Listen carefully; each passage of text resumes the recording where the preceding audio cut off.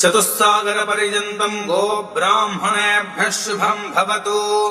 वासिष्ठमैत्रावरुणकौण्डिन्यत्रजार्षेज प्रपरान्वितवसिष्ठगोत्रोद्भवस्य वसिष्ठगोत्रोद्भवाय नाभागमहाराजवर्मणो नप्त्रे। चतुस्सागरपर्यन्तम् गो ब्राह्मणेभ्यः शुभम् भवतु। वासिष्ठमैत्रावरुणकौण्डिन्यत्रजार्षेज प्रपरान्वितवसिष्ठगोत्रोद्भवस्य वसिष्ठगोत्रोद्भवाय अजमहाराजवर्मणः पौत्राय।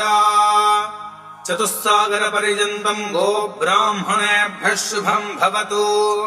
वासिष्ठमैत्रावरुणकौण्डिन्यत्रजार्षेज प्रपरान्वितवसिष्ठगोत्रोद्भवस्य वसिष्ठगोत्रोद्भवाय दशरथमहाराजवर्मणः पुत्राय। चतुस्सागरपर्यन्तम् गो ब्राह्मणेभ्यः शुभम् भवतु। वासिष्ठमैत्रावरुणकौण्डिन्यत्रजार्षेज प्रपरान्वितवसिष्ठगोत्रोद्भवस्य वसिष्ठगोत्रोद्भवाय श्रीरामचन्द्रस्वामिने साक्षात् महाविष्णुस्वरूपाय कन्यार्थिने वराय सीतादेवी प्रवरम्। चतुस्सागरपर्यन्तम् गो ब्राह्मणेभ्यः शुभम् भवतु। आङ्गीरसायास्य गौतमत्रयार्षेज प्रपरान्वितगौतमसगोत्रोद्भवस्य गौतमसगोत्रोद्भवे स्वर्णरोममहाराजवर्मणो नप्त्रे।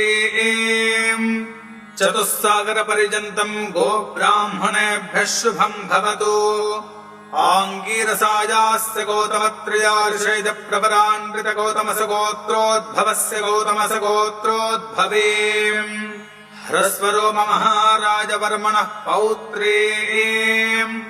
चतुस्सागरपर्यन्तम् गो ब्राह्मणेभ्यः शुभम् भवतु।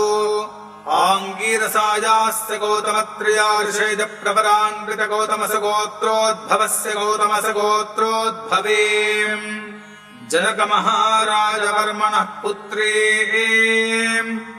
चतुस्सागरपर्यन्तम् गो ब्राह्मणेभ्यः शुभम् भवतु। आङ्गीरसायास्य गौतमत्रयार्षेज प्रपरान्वितगौतमसगोत्रोद्भवस्य गौतमसगोत्रोद्भवे सीतादेवी नाम्नीम् साक्षात् महालक्ष्मी स्वरूपिणीम् वरार्थिनीम् कन्याम्